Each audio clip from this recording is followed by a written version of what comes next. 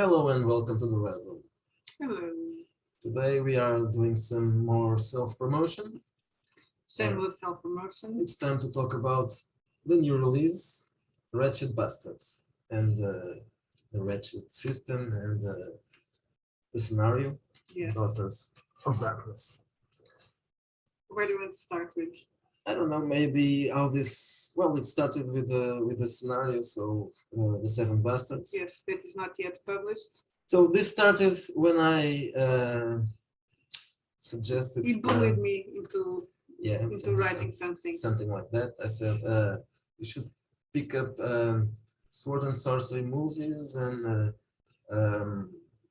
spaghetti westerns and do something like that. Spaghetti fantasy. Yeah, but a rough one, not like the Italian one. A really rough one. Yeah. Not humorous, inspired by Terence Hill, but Spencer movies, something more. It is a little dark. Humorous, but it's dark, dark bad humor, taste yes. humor. That's my type of humor. So much bad taste that Patreon just canceled me. Yay! Because I dared to share this thing through Patreon. This thing here mentions rape. Oh, that's horrible. We are not, by the way, endorsing rape or sex with goats. No, but it doesn't even mention sex with goats. No, but that is because of the video. That's just a joke. Yeah, but I didn't share the video, so there's nothing to do with that. So yes, Miguel bullied me, said, oh, why don't you write some fantasy? Because I don't want to write fantasy. And I said, okay. And I tried to create a world. The idea of the game and the idea of Wretched is to play anti-heroes. So the inspiration for the Seven Bastards is the first scenario that will come out in second, because we like to mess things up. The inspiration is the Magnificent Seven and the Seven Samurais, with the idea that you have 7 people that are going to save a village.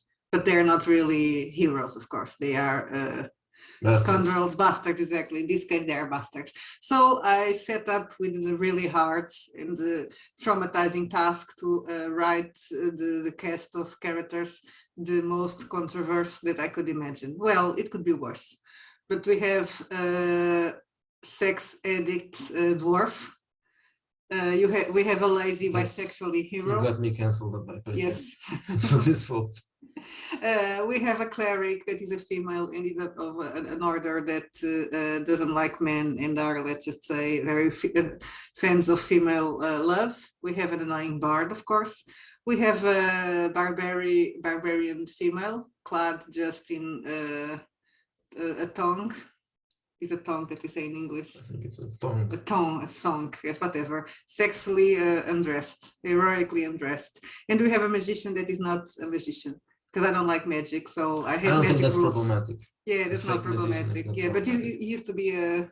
Oh yeah, he used to be a prostitute, a rent boy, and he's a drug addict. And we have an elf ranger that is a psychopath, because we know elves are all psychopaths. That might be problematic. It depends. That would be my character if I would play, but I'm dungeon mastering the game. So I also made fun of some of the tropes of the woke tropes. So we have a paraplegic hero. Well, hero want to be, yes, and there's a armed wheelchair. Yes, combat wheelchair. We have an elf orc that wants to be a hero and wants humans to like her. They won't. And we have a very annoying knight and all sorts of things. I'm not going to say everything. No one has pronouns. Oh, they have pronouns. Yeah, nobody has. They all have the right pronouns. And we have hookers. Yeah. And wine, lots of wine. Yes, and lots of wine and lots of sex. The area where the scenario takes place, it's a wine producing area. So and orcs are racist. And orcs are racist. Yes, they don't like people, so it's a kind of a racist thing of them. So and then I did some rules for this. I adapted old school D&D rules. I didn't mess around too much with those mechanics. I added skills because I like skills and I felt that they get us to throw things to the ground. And I thought that I should add them, and obviously I had to uh, modify a bit the classes, because the cleric here doesn't have any spells. There are conjurers, even though magic isn't that frequent, but so there Yeah, are we have conjurers. sanity rules, so if you do magic, you can go They aren't crazy. very complete, but yeah, there are some mention to that. And what else? Obviously, the way to handle experience points is not the same. You still get experience points for stealing money, just for finding it, not really. You still get experience points for killing whatever creatures and people. That's exactly the same. But you also get experience points for doing things that you usually shouldn't do, unless you are chaotic evil or something like that. We also dispensed with alignments, because it would be a kind of Pointless if you want to yes, play no one can be anti-heroes. rude and lawful, so you would have to scratch half of the alignments, so you just behave like you want. But usually the kind of selfish attitude and well, doing all the wrong things will get you Acting selfishly, yeah, corrupting people, and killing and seducing lying, and lying and cheating. avoiding combat by cheating and lying. So all those things will get you leveling up quicker. And what else? The scenes. So we suggest for creating the characters that you pick. Okay, we pick the 7 scenes because it was easier. So for you to create one major, to base your character in one major scene.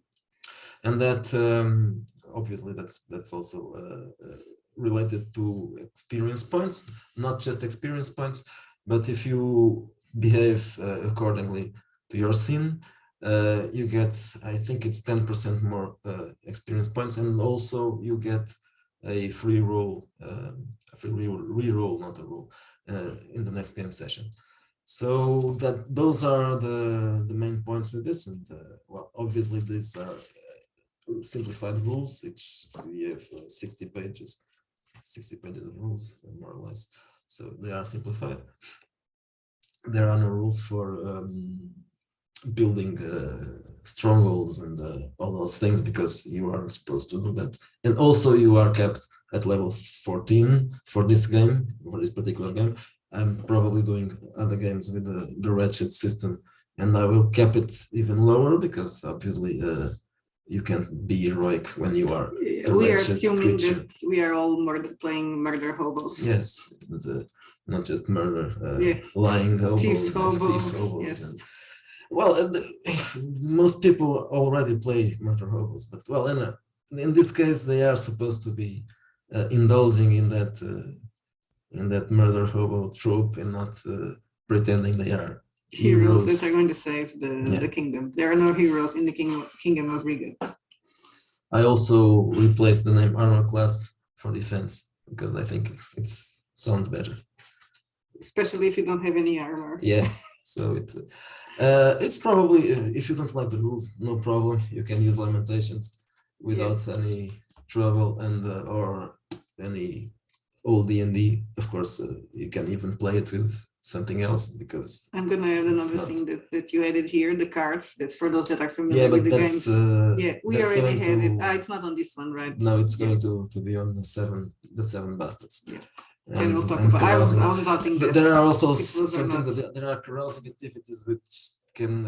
I think there's something like that in 5th edition, but it's not called carousing. It's called patronage or something like Going that. to the Starbucks and drinking. Yeah, probably in 5th edition or something like that. So it's things that you can do when in downtime that can get you in trouble, or get some rewards from it. So we are recommending you use those for the first this scenario. That is kind of I wouldn't call it introductory scenario.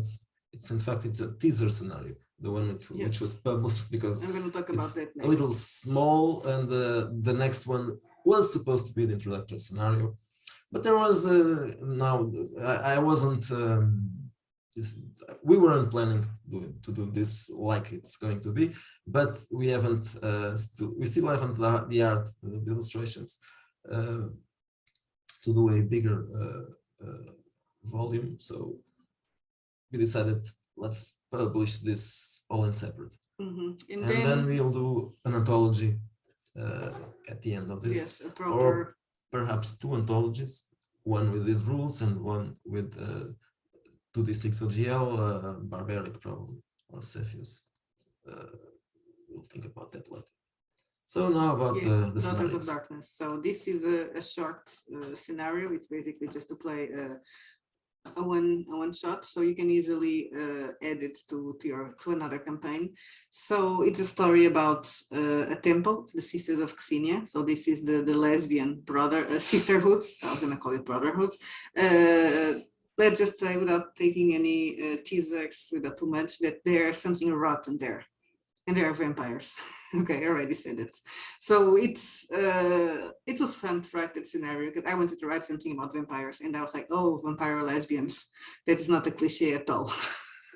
I'm assuming I'm gonna write a lot of cliched stuff. It's supposed to. Yes, exactly. That is the point. Because if we're going to do an homage to the bad 80s fantasy game, so it has to be very cliche, but I think it ended up being interesting. There's two different sides, and they are competing to solve the problem, but the problem is actually the vampire. We shouldn't reveal our secrets, but we are going to reveal another one. Maybe we'll talk about that probably. The cliches we are using sometimes are from European movies, usually Italian ones, so probably they aren't so much of a cliche internationally, and they weren't that much used in games, so they are cliche, yeah, but probably not in role-playing games.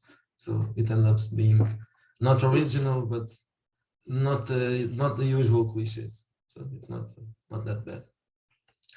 And Seven Bastards is the next thing. It won't take that much because, as I said, we still don't have the art. So I'm going to do a layout with stock. Yeah, you just have to do the cover, and that's it. And well, I have to do some adjustments yet, but I'm not going to release this already because we're still expecting to see what happens with this too.